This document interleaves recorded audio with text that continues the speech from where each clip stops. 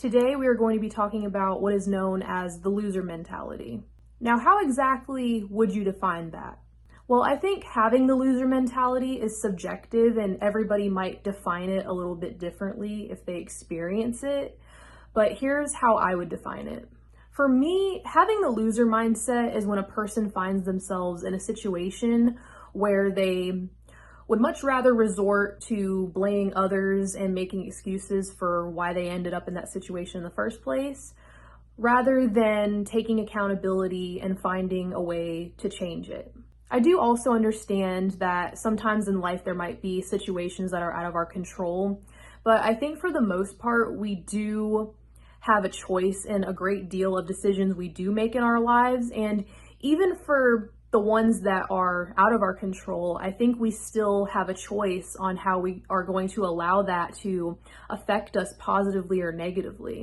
And I guess why I bring this whole topic of the loser mentality up to y'all today is because recently I was thinking about it, and about a couple of months ago, I was actually getting out of that mindset after being in it for 2 years.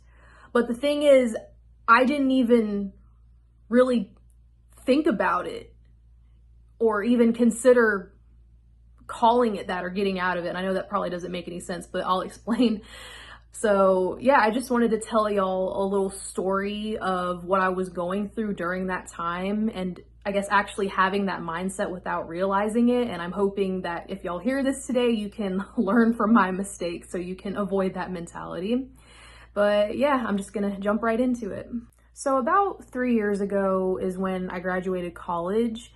And after that, I had moved cities and was working at a night shift job at a hotel for the past 2 years, which I had left December last year, 2024. But during that time, the job was very detrimental to my mental and physical health.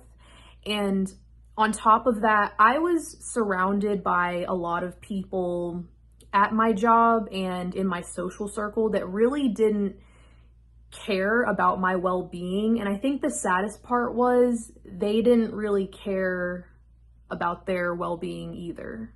Now, don't get me wrong, I loved where I was living at the time, and I really did, looking back, experience a lot of growth that I think really helped improve on how I am as a person today. But still, there were a lot of things that I was making excuses for, because say, for example, it got to a certain point at my job where, it was taking a toll on my health, and I just kind of was like, I'll suck it up and deal with it, I guess.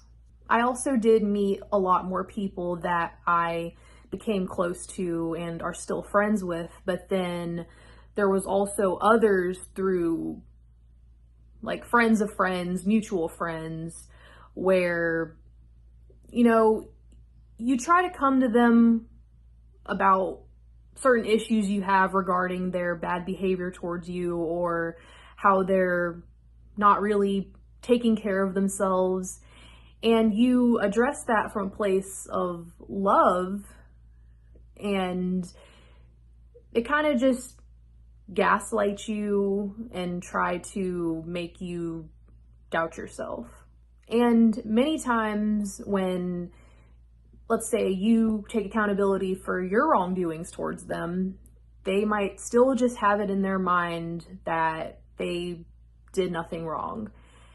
And it kind of just gets to a certain point, and I reached this point actually, where it's kind of like, okay, I've said all I need to say, and you realize that you can't change them. They're going to have to want that change of heart themselves. I mean, you can wish them the best, but you kind of just have to let them figure out things on their own, and you just have to distance yourself from them. So I dealt with all of these things going on in my life until December of last year, when I finally chose to leave and move back up to my hometown. And just looking back at what I went through for the past 2 years where I lived, there were so many chances and opportunities I feel I had to really make a change and improve, because I didn't have to stay where I was at, in my job or just dealing with the people that I was around. But I continue to, for whatever reason, make excuses, and I was very weak. And there would be many times where I would actually blame others for why I ended up in certain situations. I also feel that during that time, especially in the end, I was very lost because things did get a lot worse and I still continued to put up with them for whatever reason. But then I really didn't know what I wanted to do. I didn't know if I wanted to change jobs and stay in the same city. I didn't know if I wanted to move back up to my hometown. But then ultimately I made the decision to do that, to move back up to my hometown. And yeah, here I am now, like 10 months later. And like I said, without even realizing it, I was in that loser mindset. And again, like looking back, there's things that I wish I would have like stopped sooner, but at the same time, I do believe everything happens the way it's supposed to happen. And this is now just giving me guidance for the future on what not to do.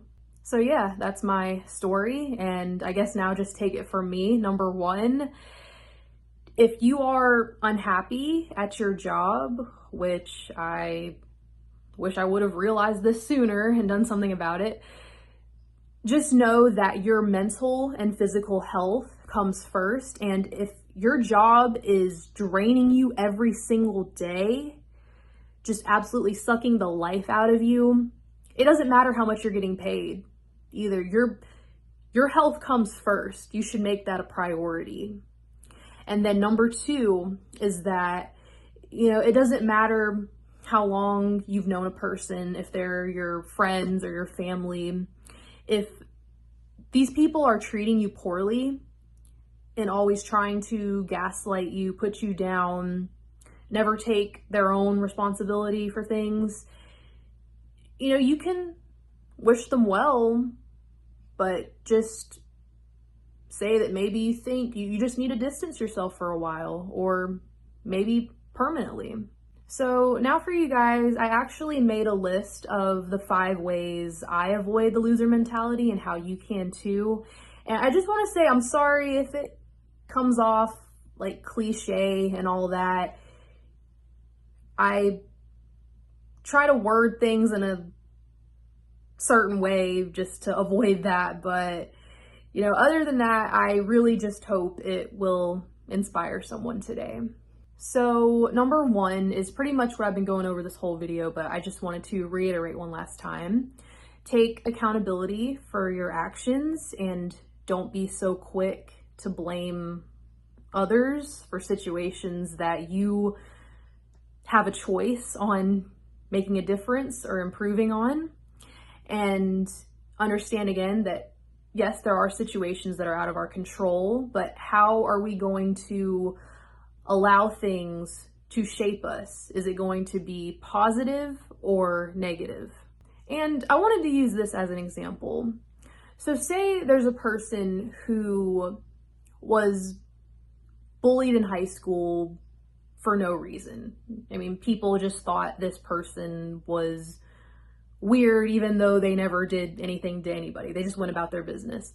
But then it comes to the future where this person is now saying that, well, the reason why I treat people poorly is because they treated me poorly in high school. And I just think that's a very dangerous mindset to have, is the eye for an eye. And, I just think that some people might use bad situations that they've had in the past as an excuse for why they do bad things. But I just feel like just because those things might have happened to you. And of course, they might be things you're not going to forget. Like, I understand, but it's the choice of, just because that happened to you doesn't mean you have to become a negative person because of that. You can choose to be positive instead and show love and kindness to other people. So number 2 is now stop making excuses and procrastinating on things you said that, oh, I'm going to get to them later, or I'll just do it another time, but then you never do. And you see, this is the reason why I don't believe in New Year's resolutions, because there are people who for years say that they were going to start going to the gym, or they were going to start a new hobby, start a diet, just anything. But then they're always like, oh, well, I'll just start it at the beginning of the year. But the thing is, I mean, what's holding you back or stopping you from doing it right now? I mean, the only person doing that is you. Okay, so for number 3, I have be able to take constructive criticism from others. I also try to remind myself, listen with the intent to understand rather than just trying to reply immediately and get the last word. And I also tell people in my life, you know, if I'm doing something negatively, or if I don't realize that I am, just like call me out on it. And, you know, I don't care how much it hurts, it stings. I need you to tell me the truth on what I'm doing wrong, because once I realize that, I am looking to always find a way to improve on that. So number 4 is be very careful when you're trying to compare your life to others. Now, many would say that comparison is the thief of joy, but to me, it's more so being envious, because I think it is okay to compare your life to others in the way of, well, I see what that person has done in their life to make a difference, and that inspires me. But it only becomes a problem when you are very envious of what they might have and you don't. Now, let's also say there might be a person who is trying to become successful. Now, that term is also subjective and can be defined differently by many people. Because let's say one person might define success as staying healthy, going to the gym, just keeping their health in check. And then others might define success as having a family, buying a house, moving to a different city. I mean, there's just so many different things that can define success. But all that matters is what you have, or that mindset you have, to where it brings you joy and growth from achieving it. Now, last one I have, number 5, is if you can, try to surround yourself with people that only encourage you, build you up, hold you accountable, and just overall care about your well-being. Also, when people say you are who you hang around with, they are not lying, because there are so many people that they're like, oh, well, I hang around these people who act a certain way, this and that, and it's fine. That's just how they are. But it's kind of the slippery slope. I mean, if you're surrounded by nothing but negativity, I mean, the odds are it's only going to make you negative as well. So just be careful about who you choose to surround yourself with. And I've now gotten to a certain point in life where I can say I only have about maybe 4 real genuine friends that I could actually count on and that would be there for me. And that's just the way it should be. It should be quality over quantity. So yeah, those are the 5 ways that you can avoid the loser mentality. And I'm really hoping that maybe my story encouraged someone today. I don't know. But yeah, I mean, I also just want to say, sometimes it's not that, it's not a bad life. Our situation just might be bad for the time being, but that doesn't mean that we'll be in it forever. And again, it's really just all about finding ways of, well, how can I change the situation that I'm in and take that initiative? Because you have to remember, you're not going to be able to change anybody. You can lead them to the water, but you can't make them drink it. All that matters is understanding what you're able to change in your own life. And I wanted to also say, I've watched a lot of videos on YouTube of people who are making videos of, oh, I'm like a 35-year-old loser, this and that, this is how my life is going.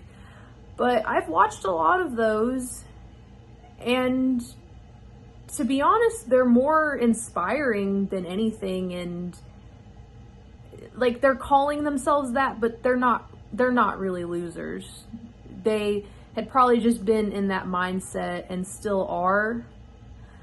But from some of the things that I've heard, their so-called problems that they have, are problems that other people would wish that they had. And again, like I said, everybody defines success differently.